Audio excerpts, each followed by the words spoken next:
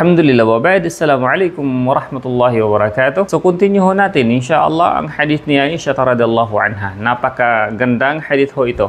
Sabi ni Aisha radhiyallahu anha, kuntu aghtasilu ana wa Rasulullah sallallahu alaihi wasallam. Si Aisha radhiyallahu anha naligo, sabi niya, naligo ho ako, ako at si Propeta sallallahu alaihi wasallam. Ibig sabihin, ang dalawang mag-asawa ho ay sa Islam, maaari ho silang magkasama maligo sa isang lugar. Isang lugar, kaya sa samang lugar na naka-private, siyempre. Lalong-lalo na ho para sa mga kababaihan na dapat naka-private po pag maliligo. Kuntu aghtasilu ana wa Rasulullah sallallahu alaihi wasallam min ina'in wahid. Min ina'in wahid pa. So, sa isang lalagyan. So, kumbaga sa balde, naliligo silang dalawa, si Aisha radhiyallahu anha at si Propeta sallallahu alaihi wasallam, ng isang balde lamang ang gamit nila, kumbaga. No? So, pwede yun sa mag-asawa, gagawin ho ng mga sweet na mag-asawa. Kila na junubun, sila ho ay dalawa nagkaroon ng junub. So, minsan, sabihin nila napaka-awkward ho yun na maligo ang dalawang mag-asawa. Diba? Lalong-lalo na ho sa mga matatanda noon. Medyo na-awkward ho sila pag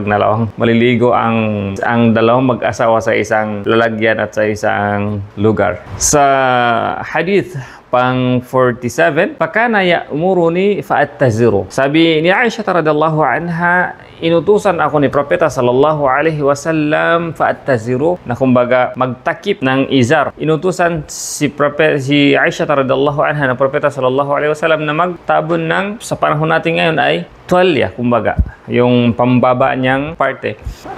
Sa mag-asawa, maaari open ho sila.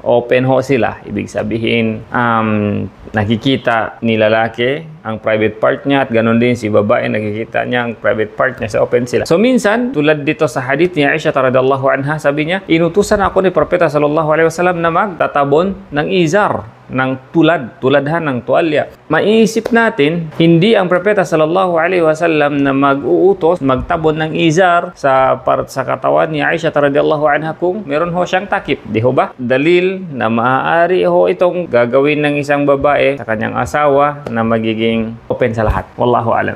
So ngayon, fayubashirini wa ana haidun. Fayubashiruni. So dito sa yubashir, ibig sabihin noon ay hinahalikan si Aisha radhiyallahu anha ni Propeta sallallahu alaihi wasallam. O kaya yakapin, pwede rin. Hindi ibig sabihin dito ay pagtatalik ang yubashir. Sa yakap at halik, maaari po ang meaning nito. Fayubashirini wa ana haidun. Hinahalikan siya ni Propeta sallallahu alaihi wasallam kahit ho siya ay nagkaroon ng haid. Bakit ho ganun? Bakit nasabi ni Aisha radhiyallahu anha? Sapagkat noon, sa panahon bago ang panahon ng Propeta sallallahu alaihi wasallam, ang mga kababaihan, pag nagkaroon ho sila ng hayod, kapag sila ay hayod, ibig sabihin nagkaroon ng hayod, pinapalabas sa bahay sapagkat marumi daw marumi. Walang halaga po ang mga kababaihan noon. Alhamdulillah, dumating ang Islam at pinapahalagahan ang mga kababaihan. So sa hadith ng 48, wa kana yakhruju ra'sahu ilay. Etong bahay ni Aisha radhiyallahu anha at masjid ng Propeta sallallahu alaihi wasallam ay tulad nito. Kumbaga, pader lamang ho ang agwatan nila. So ngayon, minsan, sabi ni Aisha radhiyallahu anha, wa kana yakhruju ra'sahu ilay. Kumbaga, binubuksan ng Propeta sallallahu alaihi wasallam ang dingding na yun,